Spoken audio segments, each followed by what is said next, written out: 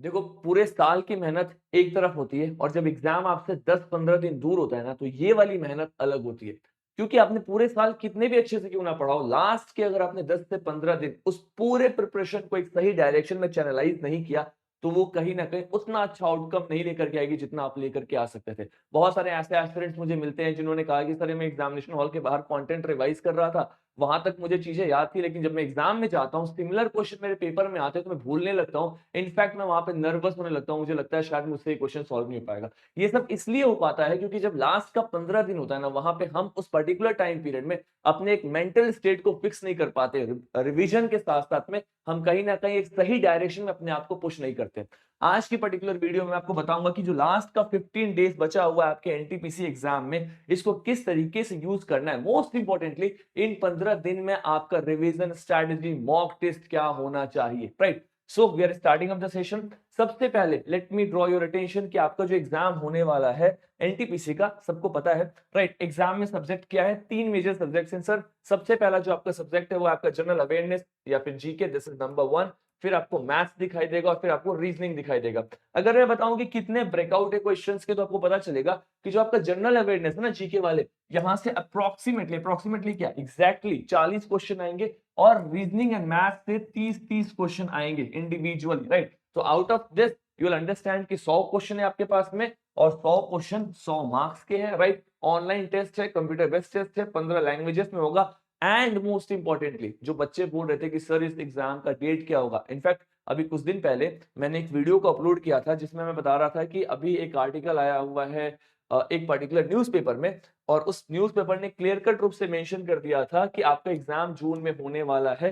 तो मैंने इसके बारे में आपको एक वीडियो के थ्रू बताया भी था कि हो सकता है 10-15 दिन आगे पीछे जाए। इनफैक्ट जून के लास्ट वीक तक एग्जाम जा सकता है, लेकिन एग्जाम जून में होने के चांसेस बहुत ज्यादा है। But lot of aspirants were in the FOMO कि शायद इस बार एग्जाम लंबा जाएगा। बट मैंने आपको ऑलरेडी बताया था कि देखो, रेलवे एक ऐसा एग्जाम है ना जो बहुत कंट्रोवर्सी में नहीं है, बहुत न्यूज में नहीं है, सुप्रीम कोर्ट में नहीं है। तो ये एग्जाम अपनी मशीनरी के अकॉर्डिंगली कैपेबल है एग्जाम कंडक्ट करने के लिए, right? And the same thing has happened, right? The examination board has declared कि आपके एग्जाम्स के डेट आ चुके हैं और आपका एग्जाम होने वाला है अप्रोक्सीमेटली 5 जून से, right? You can see here कि आपका एग्जाम जो है वो 5 जून से 23 जून के बीच में होने वाला है।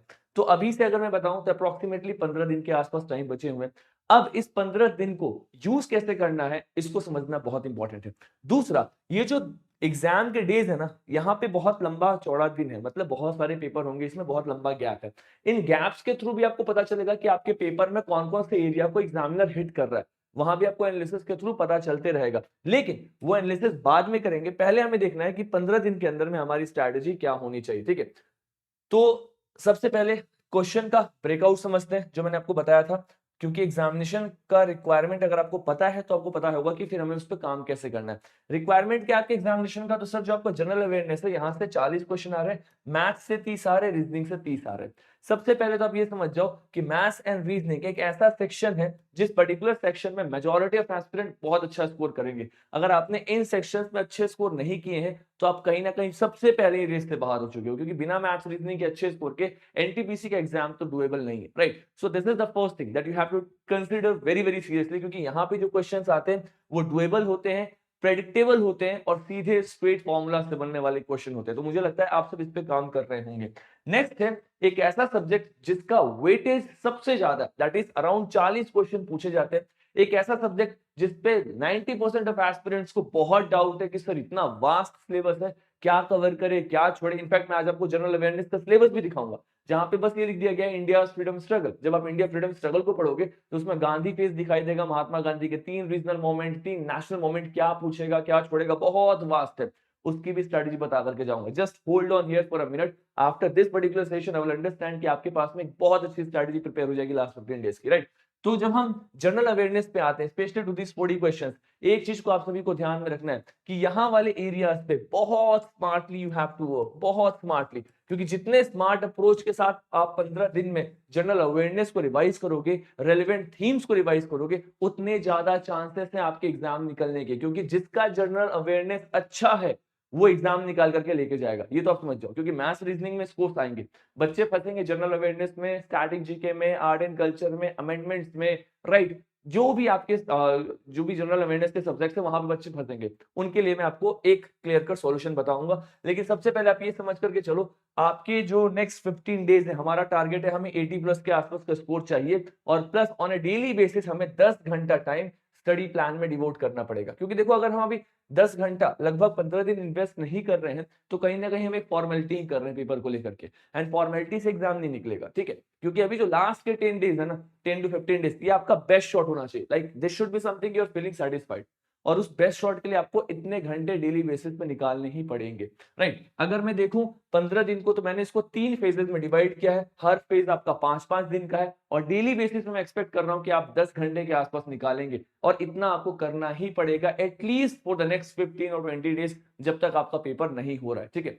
सबसे पहला जो आपका काम है वो है फाउंडेशन एंड स्पीड बिल्डिंग, यानी कि आप जो नेक्स्ट 5 डेज में करने वाले हो, ये है कि आपने जो भी कुछ पढ़ा हुआ है, जो भी कुछ आपका फाउंडेशन है, उसको ज्यादा से ज्यादा मगअप करोगे, प्लस अपनी स्पीड को बिल्ड करोगे अपने क्वेश्चंस पे, क्योंकि रेलवे के एग्जाम में टाइम इज द गेम। आपके पास टाइम कम है, राइट। 100 क्वेश्चन है, 90 मिनट है, राइट। यहाँ पे मैथ्स के क्वेश्चन है, रीजनिंग के क्वेश्चन है, और जीके के भी क्वेश्चन है, तो time is very very important. जिसके पास में फाउंडेशन स्ट्रांग है, उसको क्वेश्चंस में कंफ्यूजन कम होगा, उसको फॉर्मूलाज लगाने में टाइम कम लगेगा, और उसके चांसेस ज्यादा है एक्यूरेसी के साथ क्वेश्चन के सॉल्व होने के, राइट। तो सबसे पहले आप देखो, आपका फोकस एरिया होना चाहिए कि मुझे अपने आप को स्ट्रेंथन करना है, अपने बेसिक्स को स्ट्रेंथन करना है, टाइम पे बहुत ज्यादा बिल्ड करना है। फॉर एग्जांपल, मैं अपने कैलकुलेशंस को स्ट्रॉन्ग करूंगा, फॉर्मूलाज को देख करके चलूंगा कहां पे कैसे फॉर्मूलाज को फिट करना है। और दूसरा है कि जो मेरा कोर जीए है, general awareness, core general awareness, right, उनको मल्टीपल टाइम्स रिवाइज करूंगा, that is the first thing. और इसको करने के लिए हमें एटलीस्ट 10 घंटे हर दिन निकालने पड़ेंगे। रूटीन कुछ ऐसा होगा कि हम स्टार्ट करेंगे मैथ्स के साथ, लगभग हम 3 घंटे फर्स्ट स्लॉट मैथ्स को डिवोट करेंगे, जिसमें percentage, time, speed, profit loss, SI, CID है, जो भी आपका ऐसा टॉपिक है जहां पे आप वीक फील कर रहे हो, जो आपको लग रहा है कि इस एरियाज में मैं स्टक करता हूं, उनको कवर करेंगे, उनको मल्टीपल टाइम्स कवर करेंगे, क्योंकि मेजॉरिटी ऑफ क्वेश्चंस को अटेम्प्ट करेंगे, अभी छोड़ेंगे नहीं, उन क्वेश्चंस को लगाएंगे। दूसरा, हमें रीजनिंग को लगभग 2 घंटे डेली बेसिस पे अलॉट करना है, जिसमें हमारा जो सीरीज है, कोडिंग डिकोडिंग है, डायरेक्शन है, ब्लड रिलेशंस है, जहां से बहुत फ्रीक्वेंटली क्वेश्चंस आते हैं। आपको पता है, ब्लड रिलेशन से, कोडिंग डिकोडिंग सीरीज से बहुत फ्रीक्वेंटली क्वेश्चंस आते हैं, और उन क्वेश्चंस में भी बच्चे गलत करते हैं। एक चीज याद रखना, रीजनिंग में जो सीरीज है, चाहे कोडिंग डिकोडिंग है ना, ये सॉल्व सब कर लेते हैं। यहाँ पे गेम है टाइम का, कि आपने कितने जल्दी उस क्वेश्चन को सॉल्व किया, क्योंकि सबके पास में कॉमन एप्टीट्यूड है, क्वेश्चन तो सब सॉल्व करके आएंगे, लेकिन एग्जाम उसी का निकलेगा जो बहुत प्रैक्टिस करके जा रहा है, बहुत कम टाइम पे सॉल्व कर रहा है। So we have to work on this speed, specially maths और रीजनिंग को लेकर के, speed is very very important. फिर आता है आपके पास में जनरल अवेयरनेस, जिसमें आपको डेली बेसिस पे 2.5 घंटे अलॉट करने, और इसमें आप स्टैटिक जीके भी देखोगे, प्लस करंट अफेयर्स भी करोगे, at least for the last 3 months current affairs को बहुत अच्छे तरीके से करके जाओगे। इनफैक्ट ऑन परचम classes, lot of aspirants have written their success stories because of consistently they have followed current affairs for the last few months or years। मैं current affairs के ऊपर भी आऊंगा, right, just hold on for few minutes. दूसरा जो सबसे important है, ये सारी मेहनत एक तरफ, और लास्ट में आपने कितने मॉक्स लगाए, कितने पीवाईक्यूज किए, ये एक तरफ है।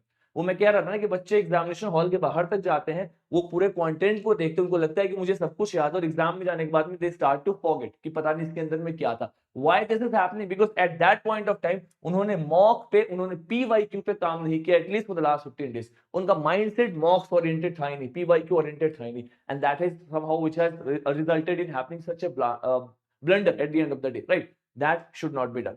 तो मॉक क्या करेंगे हम, लगभग 1.5 घंटे हम मॉक्स लगाएंगे। मैंने एक चीज यहाँ पे मेंशन किया, अल्टरनेट डेज, मतलब लगभग 5 से 6 दिन आप अल्टरनेट डेज पे 1.5 घंटे मॉक लगा रहे हो। मतलब अगर आज आपने मॉक लगाया, कल छोड़ के फिर परसों लगाओ, फिर उसके अगले दिन छोड़ के फिर उसके अगले दिन लगाओ, एटलीस्ट 3 मॉक लगाओ इन 5 से 6 दिन में। मैंने एक एक दिन का गैप क्यों दिया, क्योंकि अगले दिन आप क्या करोगे, आपने जो मॉक लगाया है ना, उस मॉक का एनालिसिस करोगे एवरी सेकेंड डे। देखो, पढ़ते सब है, रिवीजन कम करते हैं, मॉक सब लगाते हैं, मॉक का एनालिसिस कम करते हैं, और इसी कारण होता क्या है कि हम चीजों को स्टार्ट कर रहे हैं बट खत्म नहीं कर रहे, और अगर हम खत्म नहीं कर रहे तो हम कहीं ना कहीं उस लेवल पे चीजों को अचीव नहीं कर पा रहे। So what I mean to say is that कि अगर आपने पढ़ा है तो कंसोलिडेशन करना है, मॉक लगाया है तो मॉक का एनालिसिस करना है। अगर आपने टेस्ट का एनालिसिस नहीं किया ना, लेट मी टेल यू, वो मॉक वेस्ट हो गया आपका। आपने उस मॉक से कुछ लर्निंग लिया ही नहीं। मेरे फंडामेंटल राइट के क्वेश्चन गलत हो रहे हैं, कैसे क्वेश्चंस गलत हो रहे हैं, क्या मुझे पता है आर्टिकल 14-15 में क्या डिफरेंस है, रिट पिटीशंस क्या है, कौन कौन से रिट्स लगते हैं, क्यों वारंटो मैंडामस में क्या डिफरेंस है, मुझे पता होना चाहिए what is my weakest area, कहां पे मैं गिर रहा हूं, कहां पे मेरी गलतियां हो रही हैं, वो आपको आपके मॉक के एनालिसिस से पता चलेगा। तो रेदर देन थिंकिंग कि मेरे स्कोर कितने आ रहे हैं, just think on the area कि ये मेरे मॉक्स में गलत क्यों हो रहे हैं और उसको मैं इम्प्रोवाइज कैसे करूंगा। That is the reason why I am saying कि mock analysis is very very important.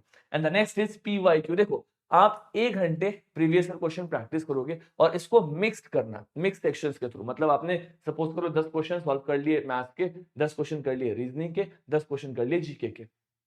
मतलब एक दिन में आपने तीनों सेक्शंस के क्वेश्चन किए, 10-10 किए, राइट। लेकिन जब आप प्रिसाइजली टेस्ट लगाओगे तो ये सेक्शनल टेस्ट होना चाहिए। कैसा होना चाहिए? सेक्शनल होना चाहिए। मतलब अगर आपने सपोज करो मैथ्स लगाया तो मैथ्स के आप 30 क्वेश्चन पूरे लगा दिए आपने, राइट। अगर आपने रीजनिंग लगाया तो रीजनिंग के 30 लगा दिए, जीके लगाया तो जीके के 40 लगा दिए। लेकिन जब आप पीवाईक्यू पे आओगे तो पीवाईक्यू आप तीनों का करोगे, 10-10 क्वेश्चन, ताकि आपका ओरिएंटेशन बैठता रहे। एग्जामिनेशन हॉल में प्रीवियस ईयर क्वेश्चन के पैटर्न पे क्वेश्चन आएगा, वहां पे ऐसा ना हो कि सर मैंने बस सेक्शनल ही प्रैक्टिस किया हुआ है। आपके पास में मिक्स्ड पेपर अप्रोच भी होना चाहिए, because at the end of the day examination hall में आपका माइंडसेट मिक्स पेपर पे भी चलना चाहिए। That is important, right. ये आपको करना है फॉर द स्टार्टिंग 5 डेज, 5 से 6 दिन at max. This should be the आपका phase 1।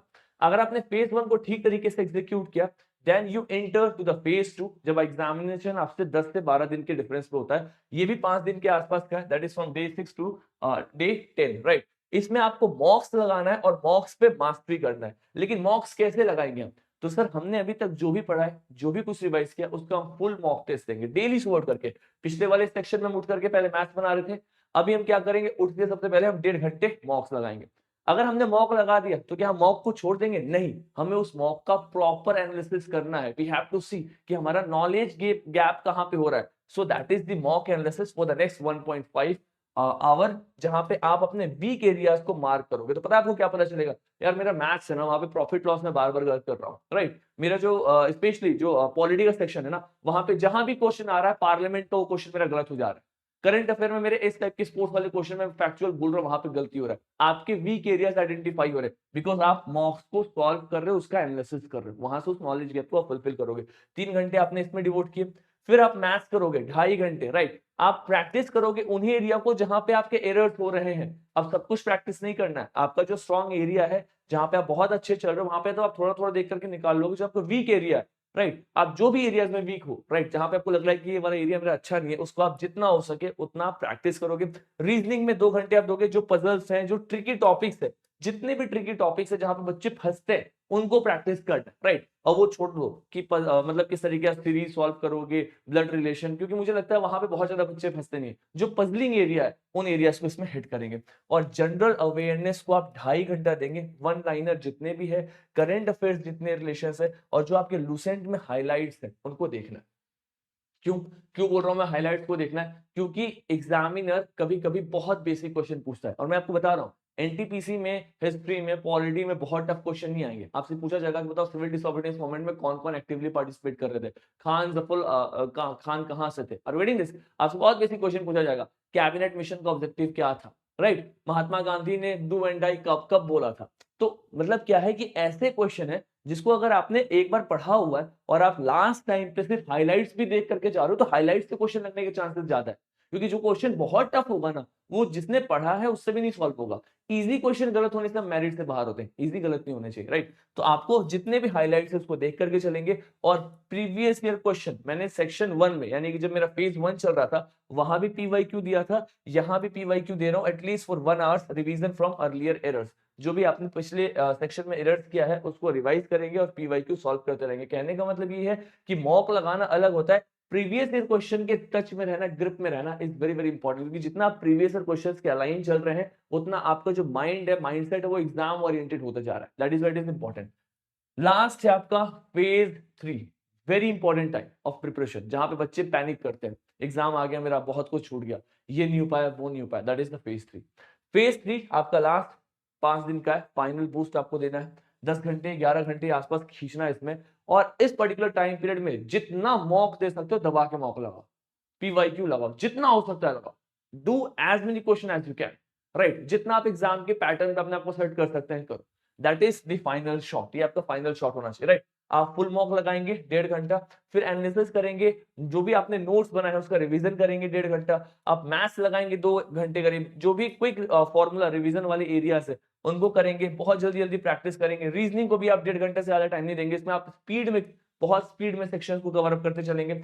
General awareness again 2.5 hours, जहां पे आप जितने भी वन लाइनर्स है, सर मैं बार बार अमेंडमेंट्स भूल जाता हूँ, सर मैं बार बार मेजर आर्टिकल्स भूल जाता हूँ, सर मैं बार बार कांग्रेस के इंपॉर्टेंट सेशंस भूल जाता हूँ, सर मैं बार बार गवर्नर जनरल का नाम भूल जाता हूँ। ये जो एरियाज है जो कहीं ना कहीं वन लाइनर है, भूलते हो आप बार बार, सिर्फ इनको, सिर्फ और सिर्फ इनको। अब मुझे नहीं देखना कि नन कोऑपरेशन मूवमेंट खिलाफत में कौन था, नहीं देखना मुझे, क्योंकि वो मैंने देख लिया है, वो मेरा कॉन्सेप्चुअल है, वो मैंने कवर अप कर लिया। मुझे बस रट्टा मारने वाली चीजों को देखना है, क्योंकि लास्ट में अगर आप रट्टा मार चीजों को देखोगे तो वो रिटेंशन रहता ही है, 5-6 दिन तक उसका रिटेंशन रहता है, राइट। तो लास्ट में जितना रट्टा मार है सब लास्ट में, राइट। अभी स्टार्टिंग के जो भी आपके 2 फेज है उसमें प्रिसाइजली आप क्या करोगे, जो भी कॉन्सेप्ट बिल्डिंग है, लास्ट फेज में रट्टा मार, जो मैंने आपको कहा यहाँ पे क्विक वन लाइनर, फटाफट रिवीजन, ठीक है।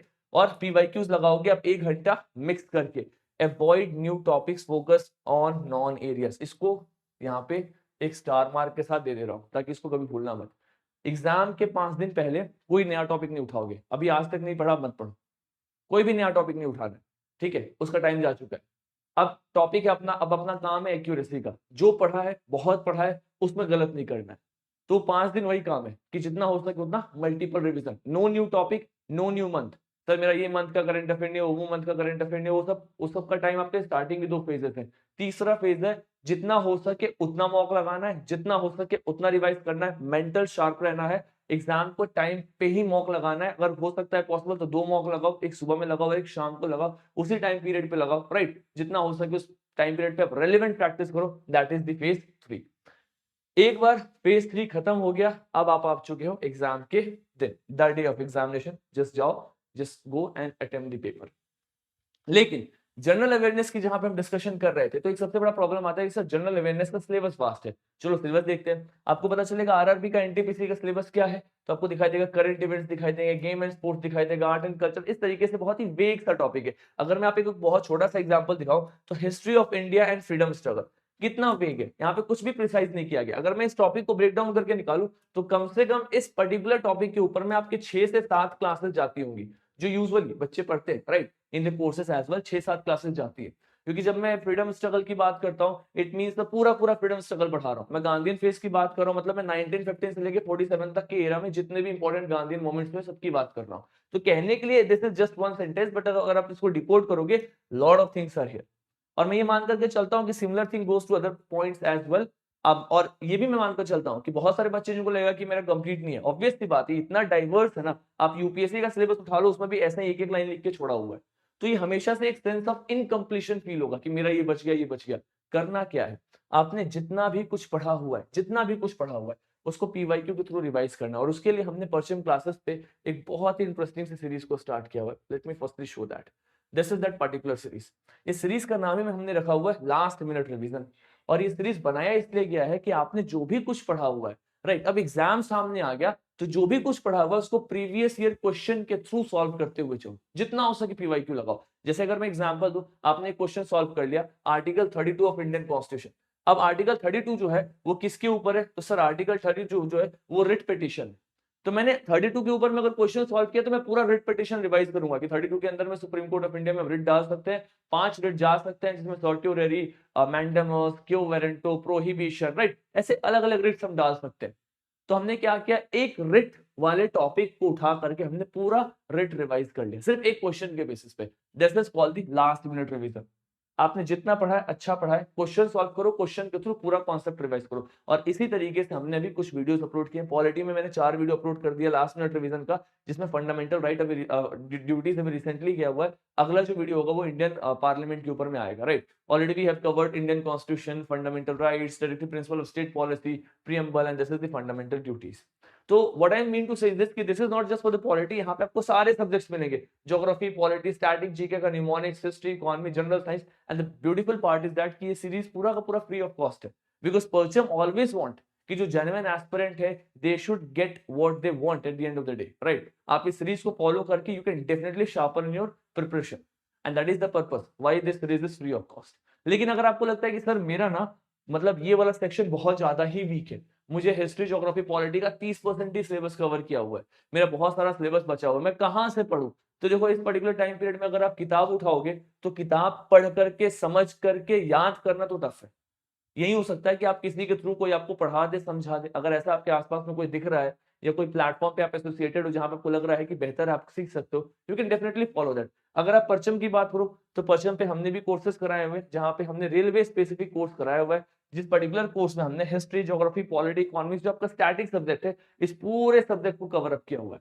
And this course is available still right now, admissions हो रहे हैं इसमें। This is the recorded lectures, आपका geography, polity, history, economics, general science, static, GK सब कुछ कवर अप किया हुआ है। इन कोर्सेज को अगर आप ले रहे हो अभी, तो आपको काम क्या करना है कि डेली बेसिस पे 2-2 लेक्चर्स देखने, और लेक्चर्स देखने के बाद में जो एलएमआर सीरीज है, लास्ट मिनट रिवीजन जो यूट्यूब पे फ्री चल रहा है, उसके सारे क्वेश्चंस लगाने। राइट, अगर आपने एक बार इन वीडियोस को देखा, कॉन्सेप्ट बिल्डअप हुआ और यहाँ से एलएमआर लगा लिया, आपका 360 डिग्री प्रिपरेशन हो चुका, you are ready to go with general awareness. वो 40 क्वेश्चन आपके ग्रिप में है। Right, these questions they are in your grip now. आप बहुत ही कंफर्टेबल होकर के इसको अटेम्प्ट कर सकते हैं। And that is why the purpose of परचम क्लासेस इज आल्सो। राइट, तो कहीं ना कहीं आपको ये जितने भी इंपॉर्टेंट टॉपिक्स हैं यहाँ पे आपको मिलते हुए नजर आएंगे, स्पेशली उन एस्पिरेंट्स के लिए जिनका अभी भी जनरल अवेयरनेस अच्छा नहीं है। और मैं फिर से बता रहा हूँ, मैथ्स रीजनिंग में स्कोर अच्छे आ रहे हैं, जनरल अवेयरनेस अच्छा नहीं है, तो एग्जाम में टफनेस बढ़ने वाली है, 80 के ऊपर में स्कोर जाता है। राइट, एक और मैं चीज आपको एनालिसिस के थ्रू ड्रॉ करना चाहता हूँ, क्योंकि ऐसी बातें हवा में कर देने से अच्छा है कि हम कुछ एग्जांपल्स के साथ करें, शायद वो ज्यादा रेलेवेंट होगा। हमने क्या किया ना, एनबीटी सीरीज जो अभी जो हमने स्टार्ट किया, LMR series, right, last minute revision, इस पर्टिकुलर सीरीज में हमने क्या किया हुआ है कि हमने 2 अलग अलग एग्जाम्स के क्वेश्चंस को लगाना स्टार्ट किया है। राइट, एक रेलवे का है, एसएससी का है, दोनों क्वेश्चंस को एक साथ लगाना स्टार्ट किया। अब देखो इसमें आपको क्या कॉमन दिखाई देगा, कॉमन ये दिखेगा कि आपके सामने एक एनटीपीसी का क्वेश्चन है, राइट, जो मैंने अभी रिसेंटली पिछली क्लास में कराया। क्या बोल रहा है कि according to Indian constitution which of the following are not fundamental duties, कौन से फंडामेंटल ड्यूटीज नहीं है, क्वेश्चन आता है कौन से फंडामेंटल ड्यूटीज नहीं है। ठीक है, आप इसको आराम से देखो, ऑप्शन डी, राइट, कहीं ना कहीं फंडामेंटल राइट है, ये आपका फंडामेंटल ड्यूटी नहीं है, ये इसका आंसर था।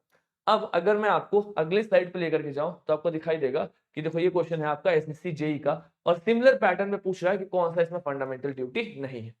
What I mean to say is that आपका एग्जाम एसएससी का हो या एग्जाम एनटीपीसी का हो, अगर मैं ह्यूमैनिटीज सब्जेक्ट की बात करूं, कोर ह्यूमैनिटीज की बात करूं, हिस्ट्री, ज्योग्राफी, पॉलिटी, इकोनॉमिक्स, तो आपके pattern of questions almost same दिखाई देंगे, दोनों एग्जाम्स के, दोनों कमीशंस के।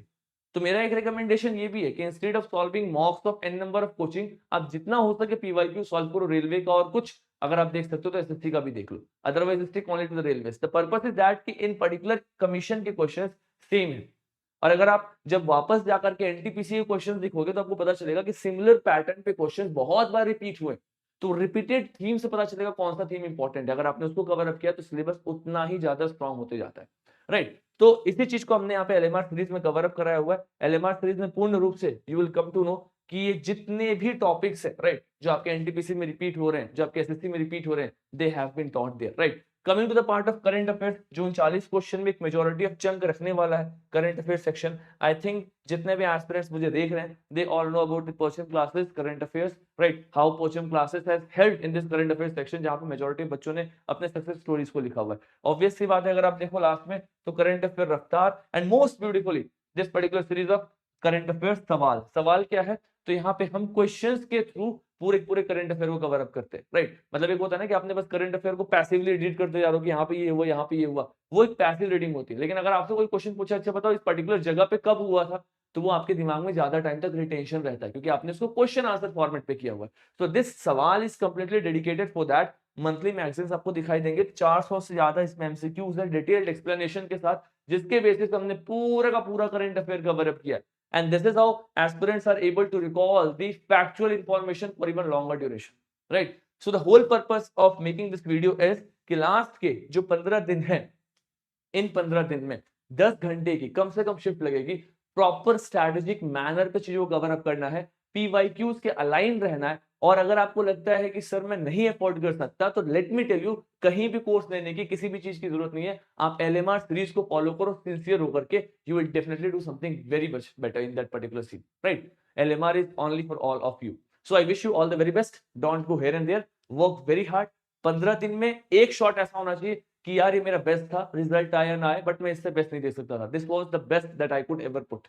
और अंडर कॉन्फिडेंट नहीं होना है, क्योंकि all of us are on the same boat. जिनका एग्जाम निकलेगा उनको भी सेम फीलिंग आ रही है, जिनका नहीं निकलेगा उनको भी सेम फीलिंग आ रही है। इट इज जस्ट दैट कि लास्ट 15 दिन अपने नर्व होल्ड करके कौन अपना बेस्ट देता है, वही लास्ट में सीट लेकर के जाएगा। So this is for today, see you in some other video, this is for today, thank you so much everyone, God bless you all, thank you so much.